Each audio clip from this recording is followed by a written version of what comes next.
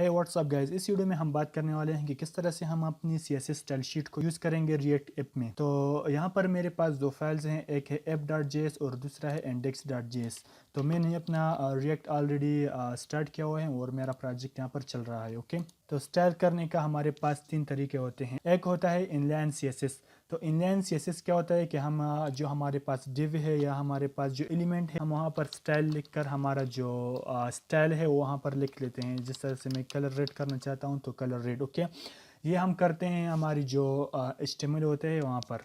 यहाँ पर कैसे होता है मैं आपको बताऊँगा। सेम ही तरीका है, बस कुछ डिफरेंस के साथ। ओके, और दूसरा होता है हम HTML में एक स्टाइल टैग इस तरह से क्रिएट करते हैं। स्टाइल जो हमारा एलिमेंट का नाम होता है div, और उसके साथ हम अपना जो स्टाइल शीट है वो इस तरह से लिखते हैं।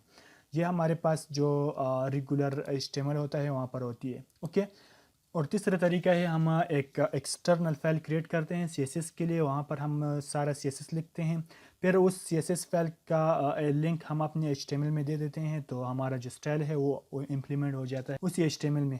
ओके, तो यहाँ पर फर्स्ट ऑफ ऑल हम इनलाइन CSS को देखेंगे। तो यहाँ पर जो हमारे पास div टैग है, यहाँ पर मैंने लगाया है स्टाइल। तो स्टाइल के आगे मैंने दो कोट्स लगाए हैं और उसके अंदर मैं अपना जो स्टाइल है वो दे रहा हूँ। ये तरीका होता है हमारे जो HTML पेजेस होते हैं वहाँ पर। ओके, तो रिएक्ट में हम एक ऑब्जेक्ट पास करते हैं जो हमारा जो स्टाइल एट्रीब्यूट होता है उसमें। तो हम चेंज करेंगे हमारी जो कोट्स है उसको करली ब्रेसेस से, फिर हमें पास करना होगा एक ऑब्जेक्ट। तो ऑब्जेक्ट में हमारा स्टाइल होगा। तो हम एक ऑब्जेक्ट यहाँ पर भी क्रिएट कर सकते हैं डायरेक्टली इस तरह से।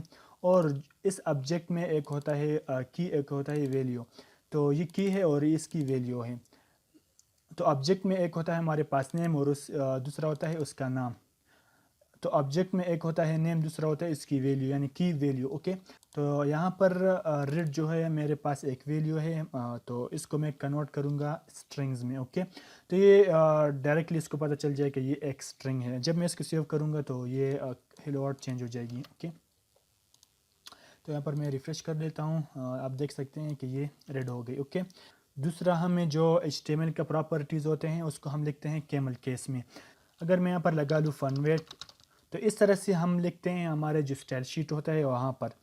तो इसको मैं चेंज करता हूँ हमारी कैमल केस में। तो इस तरह से हम लिखते हैं जो प्रॉपर्टीज़ हम वनीला जावास्क्रिप्ट में लिखते हैं CSS के लिए, वही प्रॉपर्टीज़ हम यहाँ पर लगाते हैं। ओके, तो मैंने यहाँ पर फनवेट कैमल केस में लिख लिया और आगे मैं इसकी वैल्यू दे देता हूँ। ओके, बोल्ड लगा के एज ए स्ट्रिंग में यहाँ पर कोट्स के अंदर। ओके, सेव कर देता हूँ तो ये बोल्ड में चेंज हो जाएगी। ओके, अभी मैं चाहता हूँ कि यहाँ पर जो हमारा div है इसको मैं थोड़ा सा मार्जिन दे दूँ।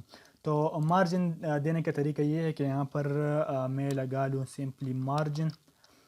ओके, और कॉलन के आगे सिर्फ हम इंटीजर देंगे विदाउट कोट्स। तो मैं लगा देता हूँ 10, यानी 10 मार्जिन टॉप से और 10 मार्जिन बॉटम से, लेफ़्ट राइट से। ओके, तो मैं सेव कर लेता हूँ तो ये मार्जिन ऐड हो गए हो यहाँ पर। तो मैं थोड़ा सा जूम आउट कर लेता हूँ। यहाँ पर मैं मार्जिन बढ़ाकर 50 कर लेता हूँ। सेव करके यहाँ पर आप देख सकते हैं ये मार्जिन हो गई। ओके, तो यहाँ पर मैं कोट्स नहीं लगाता क्योंकि ये एज इंटीजर यहाँ पर एक्सेप्ट कर रही है। तो अगर मैं यहाँ पर टॉप के लिए अलग और लेफ्ट राइट से अलग लगाना चाहता हूँ तो उसके लिए मैं फिर इस तरह से कोट्स में मल्टीपल वैल्यूज़ को पास करूँगा। तो 50 टॉप से, और अगर मैं चाहता हूँ कि 10 लेफ़्ट राइट से हो तो सेव कर लेता हूँ। तो ये काम नहीं कर रहा क्योंकि मुझे यहाँ पर PX यानी पिक्सल भी पास करने होंगे, क्योंकि अब मैं वैल्यू पास कर रहा हूँ हमारे जो कोर्स है उसके अंदर। ओके, तो मैंने यहाँ पर पिक्सल लगा लिया, सेव करता हूँ तो ये काम कर रहा है। ओके, तो ये होता है हमारे पास इनलाइन CSS। अब यहाँ पर मैं पास कर रहा हूँ ऑब्जेक्ट।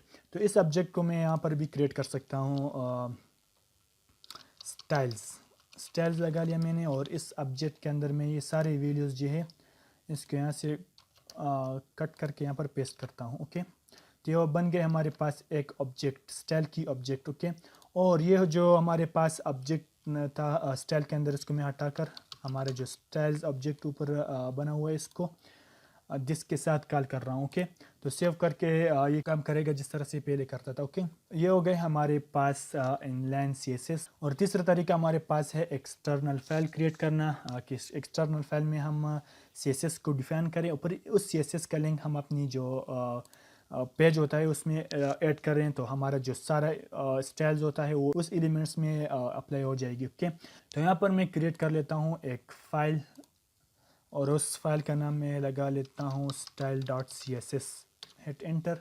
और इस style.css को मैं यहाँ पर इंपोर्ट कर लेता हूँ, जिस तरह से हम एक मॉड्यूल या लाइब्रेरी या फंक्शन को इंपोर्ट करते हैं उसी तरीके से। ओके, तो style.css सेव कर लेता हूँ, तो हमारा जो फाइल है वो यहाँ पर इंपोर्ट हो गया। यहाँ पर रिफ्रेश कर लेते हैं और कोई एरर नहीं है। इसका मतलब ये है कि हमारा जो style.css है वो सक्सेसफुली यहाँ पर इंपोर्ट हो गई है। ओके, अब मैं क्या कर लेता हूँ कि हमारा जो स्टाइल्स हैं वो मैं इस style.css में ट्रांसफ़र करूँगा, मगर यहाँ पर मुझे चाहिए एक क्लास नेम कि इस क्लास को हम फिर स्टाइल दे सकें। तो इसको मैं हटा लेता हूँ, हमारा जो स्टाइल है यहाँ पर।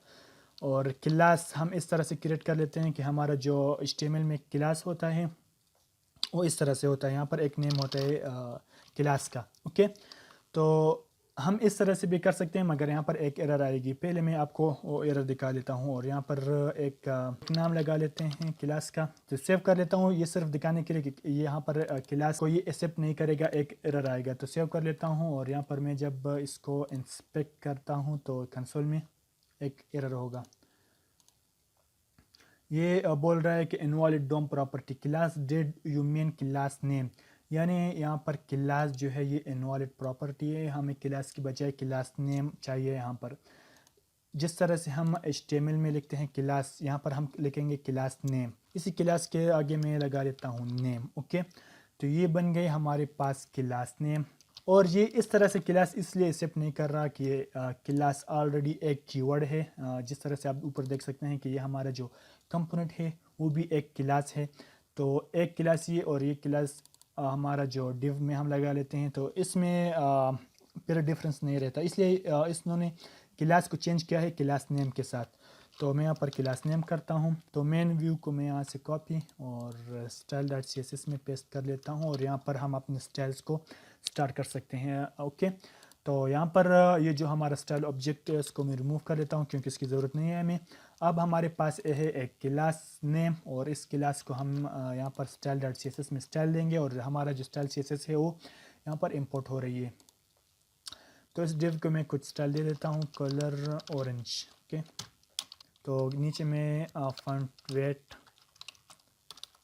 बोल्ड और करते हैं टेक्स्ट ट्रांसफॉर्म अपर केस और टेक्स्ट डेकोरेशन करते हैं अंडरलाइन। ओके, सेव कर लेता हूँ, तो हमारा जो टेक्स्ट था वो कम्प्लीटली चेंज हो गई है। ओके, तो ये हमारा इंपोर्ट हो रहा है स्टाइल CSS और इस स्टाइल को हम यहाँ पर यूज़ कर रहे हैं।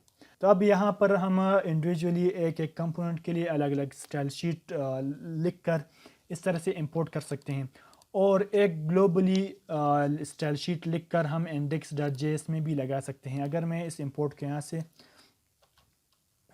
कट करके जो हमारा index.js है इसमें पेस्ट कर लेता हूँ और सेव करता हूँ, तो ये काम करेगा जिस तरह से वो पहले करता था। ओके, तो ये होता है हमारे पास स्टाइल्स रिएक्ट में, किस तरह से हम स्टाइल शीट को अप्लाई कर सकते हैं हमारे रिएक्ट ऐप में। ओके, तो इससे आगे हम स्टाइल्स को और भी यूज़ करेंगे। तो आज के लिए काफ़ी था, मिलते हैं नेक्स्ट वीडियो में, बाय।